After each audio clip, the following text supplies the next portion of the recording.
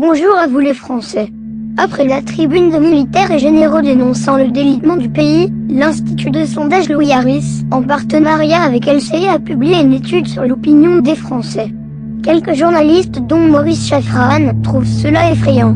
Les chiffres, d'abord, implacables, rassurants, parce qu'ils traduisent sans aucun doute possible la couleur du pays, sa sensibilité réelle et ses tendances profondes.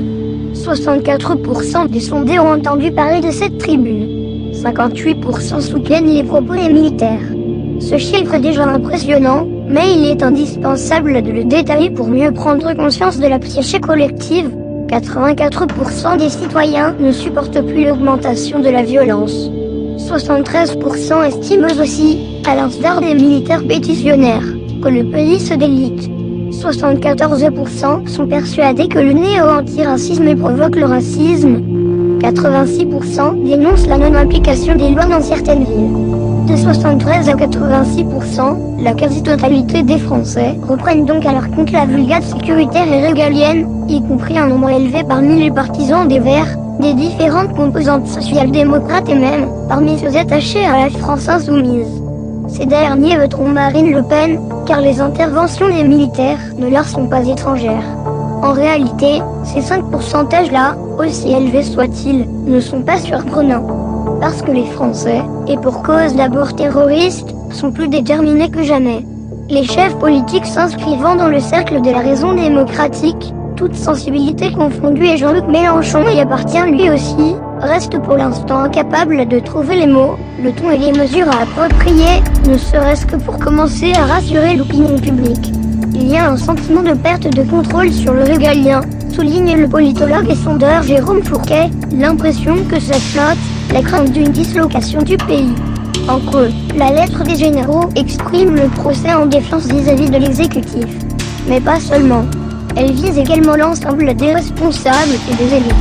Marine Le Pen continuant, pour une grande partie des Français, d'incarner l'autorité juste, et pour le moment sur la dynamique engagée depuis plusieurs années.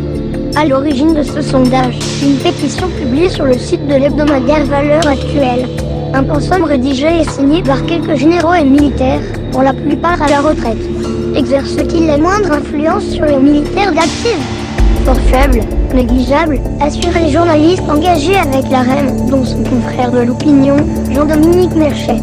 Aujourd'hui, il semblerait que 40% des soldats votent en faveur du Rassemblement national. Ou peut-être bien plus que cela. Ce journaliste évoque des personnages publics sympathisants du RN en leur attribuant des rôles. Exemple, le polémiste raciste Éric Zemmour, le complotiste Philippe de Villiers ainsi que l'idéologue et concepteur du grand remplacement, Renaud Camus aussi. Selon ce journaliste, je cite, « L'appel serait pourtant resté plus ou moins inaperçu s'il ne s'était achevé sur quelques lignes, soulignant la nécessité éventuelle d'une intervention militaire. La France est en péril, menacée par plusieurs dangers mortels. Elle est sous la menace de la guerre raciale. Les hordes de banlieue sont sur le point de déferler, etc. Chasser le naturel, il revient au galop. Scandale politique. On s'en doute. D'autant plus que ce journaliste rompt avec sa stratégie de diabolisation et de dérespectabilité du parti RN. Une offrande politique faite à Emmanuel Macron, qui ne pouvait laisser passer l'occasion de cogner. À quelques mois de la prochaine élection présidentielle, et alors que Marine Le Pen semble assurée d'être présente au second tour. Le chef de l'État a insisté sur ce retour en arrière, ses références au passé, une captation, un détournement. Pendant ce temps, stoïque depuis les années Sarkozy, incapable d'une réflexion politique autonome, stupéfaite à l'idée d'être contrainte à choisir entre la rage du président et le suivisme de la chef du RN, la droite républicaine, elle, a choisi de se taire. Pas d'idée, pas de pensée autonome, pas de commentaires. Rien, silence, effacement et disparition.